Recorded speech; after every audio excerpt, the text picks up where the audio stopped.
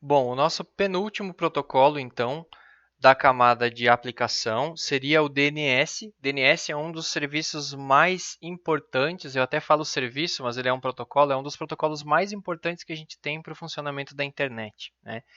Então, se nós, como pessoas, possuímos vários identificadores, como CPF, nome e RG, os hospedeiros, roteadores, eles vão ter um endereço IP, né, que é utilizado para endereçar os pacotes, e eles podem ter nomes também. Né? Então, um servidor específico, ele tem lá o seu IP, mas ele também tem um servidor web, né, nesse caso, ele tem também lá um endereço específico que vai ser mais fácil de memorizar, né, e que vai ser utilizado pelas pessoas. Né? Então, imaginem se para acessar o google.com a gente precisasse saber qual é o endereço IP por trás do google.com. Né? Ia ser bem mais difícil a gente memorizar. Né? Então, uma pergunta que se faz, né, que a gente pode se fazer em algum momento do estudo de redes, é como mapear um nome e um endereço IP. Né? Que na hora que a gente acessa um determinado site, o nosso sistema de rede por trás ele vai precisar, em algum momento, determinar qual é o endereço IP que está hospedando o servidor que vai ter a resposta para a minha requisição. Né? E aí eu preciso de um serviço chamado Domain Name System, que é o DNS. O DNS ele tem uma base de dados distribuída que é implementada em uma hierarquia de muitos servidores que possuem essa informação de nome. Tá?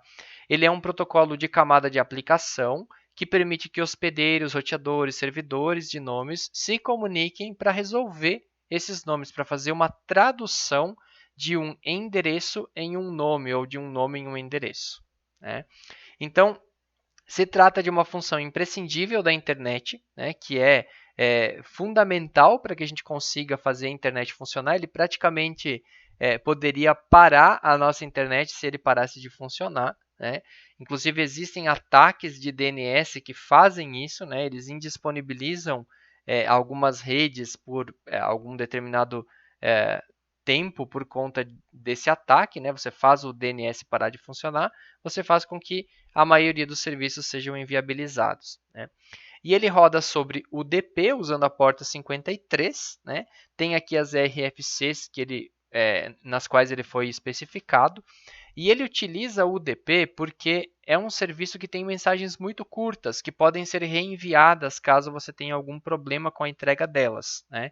O ideal é que as consultas do DNS sejam muito rápidas, né? O mais rápido possível. Então, o UDP é o mais adequado nesse caso. Mas existe a possibilidade de utilizar TCP na troca de mensagens entre os servidores de DNS. A gente vai ver que tem uma estrutura hierárquica que é utilizada pelos DNS para poder fazer a troca de mensagens, e lá pode ser TCP. Então, outra pergunta que a gente pode se fazer é por que não centralizar o DNS? Né? Por que a gente não tem um servidor central de DNS? Primeiro porque ele seria um ponto único de falhas e isso é muito crítico, né? É bem difícil você manter um serviço que esteja 100% do tempo funcionando. Então, se ele fosse derrubado por um ataque, por exemplo, a gente não teria mais não teria uma alternativa a ele, né? Isso seria muito ruim. O volume de tráfego até esse ponto central seria muito grande, né? Então você teria ali um gargalo de acesso muito grande, porque seria todo mundo que acessa a internet no mundo inteiro estaria acessando esse servidor quase que o tempo todo. Né? É uma base de dados centralizada e distante, que pode ser distante para alguns clientes, então cai na questão de qual seria o local adequado para a administração dessa base. Né? A gente vai colocar essa base no hemisfério sul, vai colocar no hemisfério norte, vai colocar na América, vai pôr na Europa, na Ásia, onde que vai estar essa base de dados. Né? Então, a gente teria um problema de localização aí muito grande. Né? A manutenção dessa base também seria um problema. Se você precisa alterar qualquer coisa desse servidor DNS e só tem um servidor, como que você faz? Né? Como que você para esse servidor? Você não pode parar. Né? Então, acaba sendo inviável. Né? Além de não ser escalável e nenhum servidor mantém todos os mapeamentos de endereços IP para nomes no mundo, né? Teria que ser um armazenamento aí bem grande, né? E a busca seria também muito demorada, né? E é por isso então que se usa uma hierarquia de servidores DNS. Você tem vários servidores DNS que são servidores raiz, né? E depois você tem servidores aqui um pouco mais especializados, por exemplo, servidores DNS dos endereços .com, dos endereços .org, dos endereços edu, né? E abaixo deles você tem servidores DNS específicos para domínios, né? Yahoo.com, Amazon.com, pbs.org, né? Então você começa a especializar conforme você vai descendo nessa árvore, né?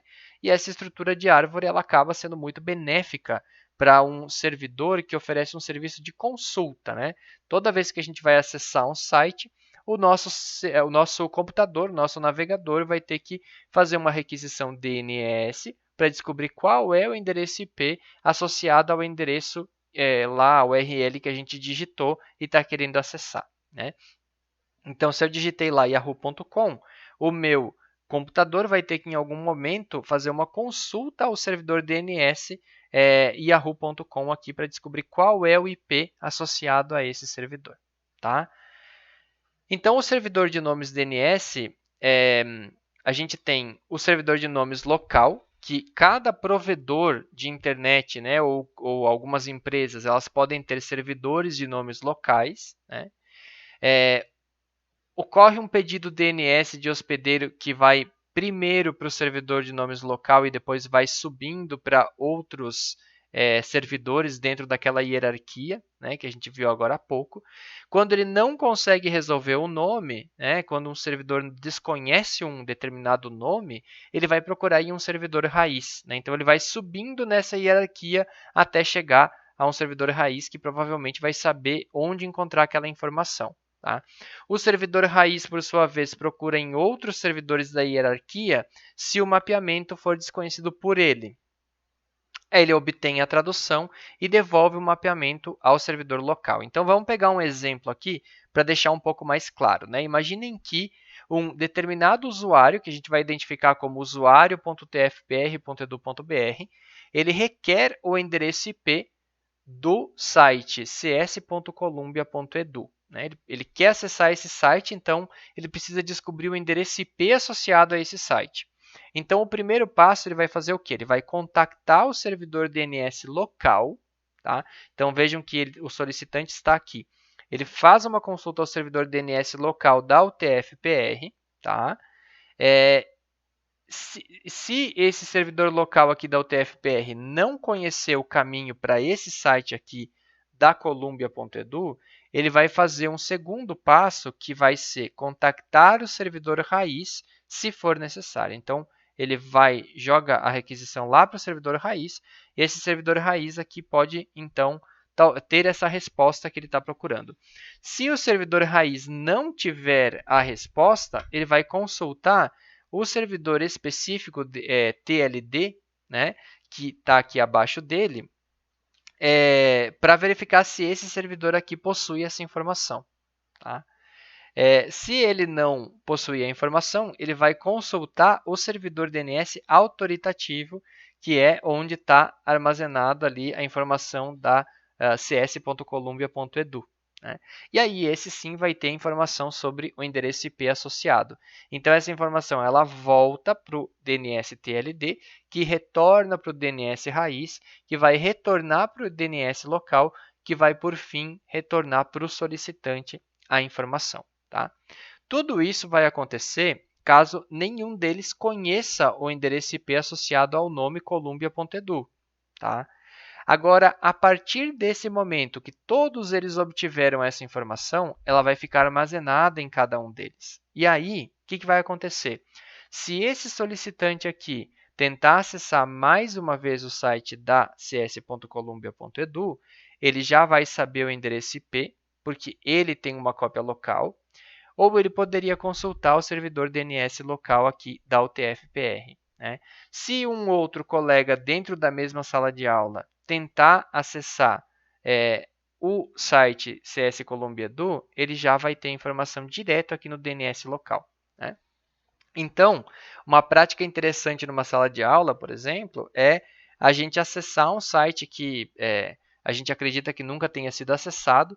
Provavelmente o primeiro que tentar acessar o site talvez tenha aí um atraso de alguns segundos ou frações de segundo, né, a mais do que os colegas que vão acessar na sequência, né, para poder fazer toda essa descoberta que leva um certo tempo, então pode ser que atrase um pouco a requisição.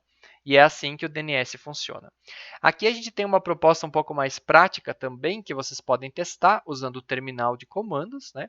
Vocês podem colocar lá um NSLookup por UTF-PR do BR, sem o ponto e vírgula, e a gente vai ter aí uma resposta não authoritative, né?